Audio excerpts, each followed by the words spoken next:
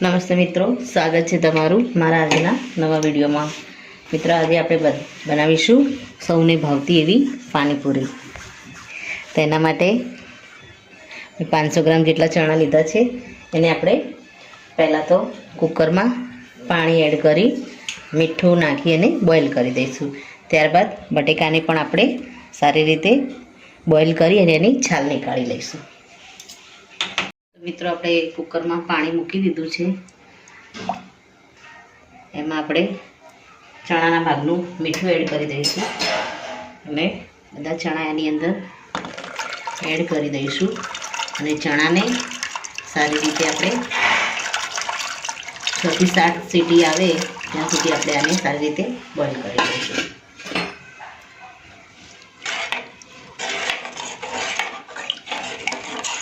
મિત્રો, આપણા ચણા અને બટાકા આપણા બોઇલ થાય ત્યાં સુધી આપણે પાણી માટેની તૈયારી કરી દઈશું।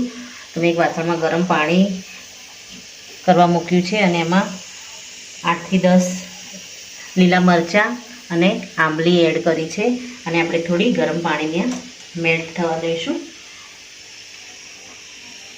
થોડું ગરમ પાણી થાય એટલે આને થોડી વાર માટે આપણે મૂકી રાખીશું। એમાં 2-3 આપણે સૂકા મરચાં પણ એડ કરી દઈશું।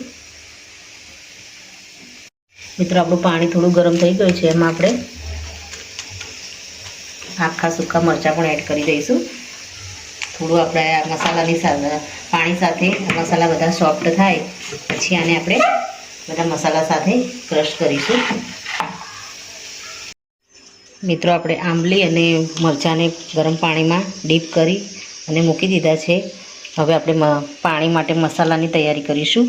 તો અહીંયા મેં આદું લીધું છે સુકાયેલું અને ધાણા, મરી અને જીરું લઈ લીધા છે। એને આપણે આમાં એડ કરી દઈશું। તીખા લીલા મરચાં લીધા છે, આને આપણે કાચા આની અંદર ક્રશ કરીશું।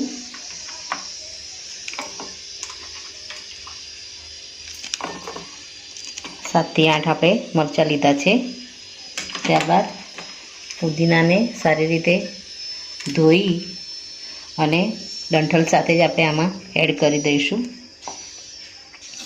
અને લીલા ધાણા આપણે ડંઠલ સાથે જ આમાં એડ કરી દઈશું।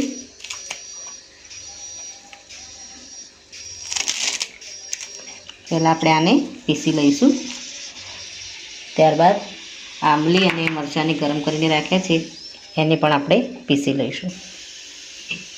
મિત્રો, આપણે આંબલી અને મરચાંને પણ પીસી દીધા છે અને ફુદીના મસાલાને પણ આપણે પીસીને રેડી કરી દીધા છે। હવે આપણે પાણી બનાવી લઈશું। તો સૌ પહેલાં તો એક તપેલીમાં આપણે ચટણી એડ કરી દઈશું અને પાણી એના ઉપર ઠંડુ રેડી અને એને ગાળી લઈશું।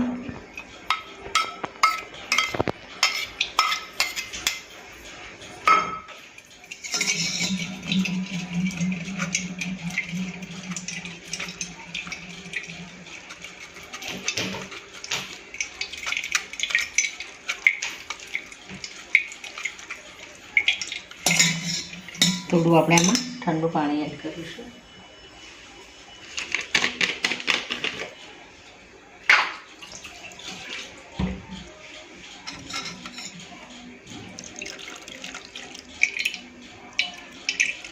આ રીતે આપણે બંને ચટણીને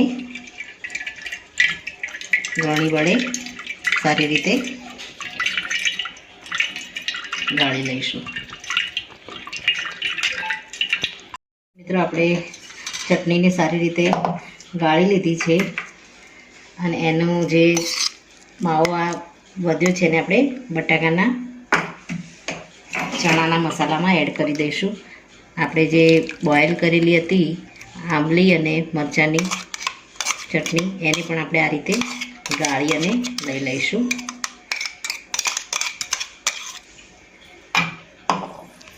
એને પણ આપણે આમાં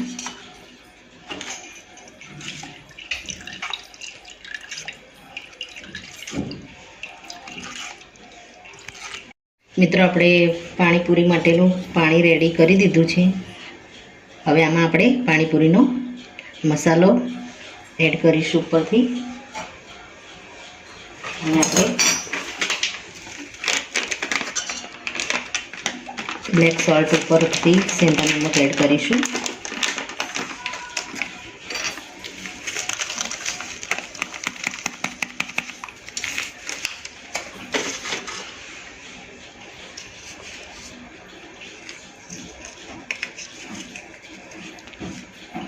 ટેસ્ટ મુજબ આપણે આમાં મીઠું એડ કરીશું.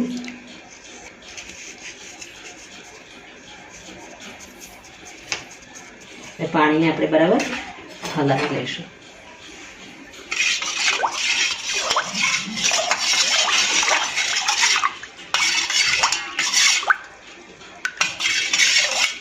ઉપરથી આપણે થોડી સમારેલી કોથમીર એડ કરી દઈશું.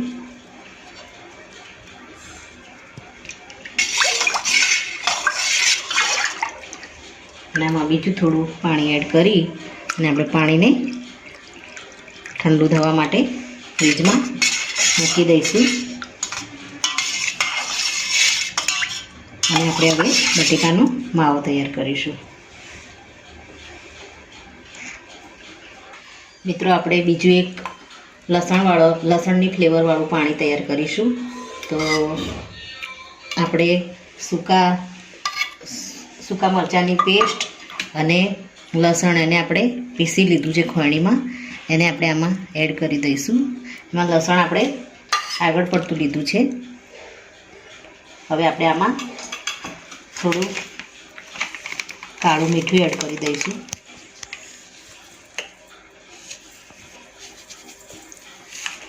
અને એમાં પાણીપુરીનો મસાલો એડ કરી દઈશું. અને એમાં આપણે આ પાણીને થોડું એડ કરી દઈશું. તો આપણું લસણવાળું પણ પાણી તૈયાર થઈ ગયું છે. હવે આપણે બંને પાણીને ફ્રીજમાં સારી રીતે ઠંડા કરીશું. આપણું પાણી સરસ રીતે તૈયાર થઈ ગયું છે અને ફ્રીજમાં સારી રીતે ઠંડુ થાય ત્યાં સુધી આપણે બટેકા અને ચણાનો માવો કરી દઈશું. તો ચણાની અંદર આપણે બટેકાને આ રીતે મસળી દઈશું.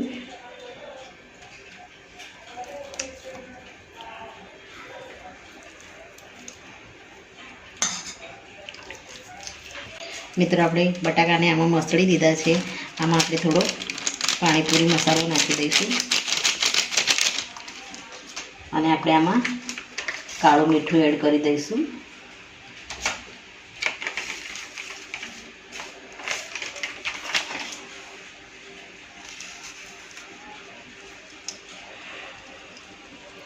ટેસ્ટ મુજબ આપણે એડ કરીશું આમાં.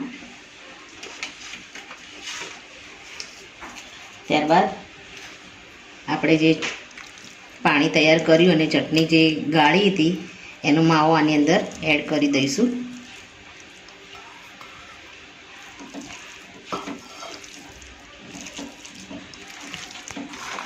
અને આને બરાબર આપણે મિક્સ કરી દઈશું.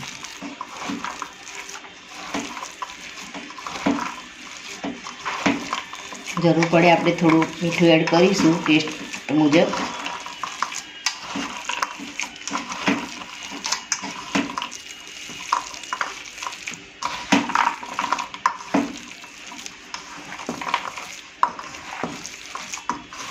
આપણે ડુંગળીને પણ ઝીણી સમારીને રાખી છે. બરાબર આપણો માવો મિક્સ થઈ જાય મસાલા સાથે ત્યારબાદ આપણે ઝીણી સમારેલી ડુંગળીને પણ આમાં એડ કરી દઈશું.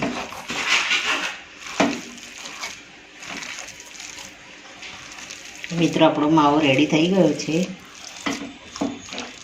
આમાં આપણે ડુંગળી સમારેલી એડ કરી દઈશું.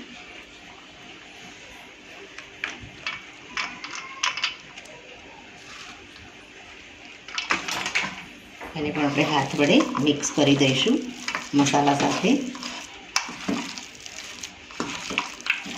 જો કોઈ ડુંગળી ખાતું ના હોય તો તમે ડુંગળીને સ્કીપ કરી શકો છો અથવા તો એને અલગથી બીજા વાસણમાં મસાલા સાથે એડ કરી શકો છો.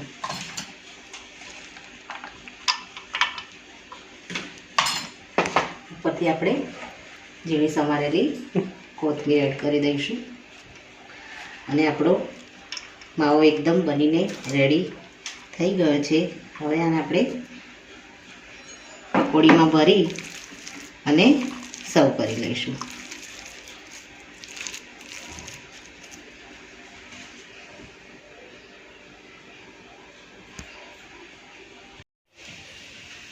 તો મિત્રો રેડી છે નાના મોટા સૌને પસંદ આવે એવી પાણીપુરી. એના માટે આપણે રેગ્યુલર પાણી બનાવ્યું છે અને આ લસણવાળું પાણી બનાવ્યું છે. તો મિત્રો આ સાથે મારો આ વિડીયો અહીંયા પૂરો થાય છે. જો મારો આ વિડીયો તમને ગમ્યો હોય તો લાઈક કરજો, શેર કરજો અને તમારી ચેનલ દેશી સ્પૂનને સબસ્ક્રાઈબ જરૂરથી કરજો અને કમેન્ટમાં જરૂરથી લખજો કે મારી આ પાણીપુરીની રેસીપીનો વિડીયો તમને કેવો લાગ્યો. ફરી મળીશું એક નવા જ વિડીયો સાથે. ત્યાં સુધી આવજો મિત્રો. Thank you.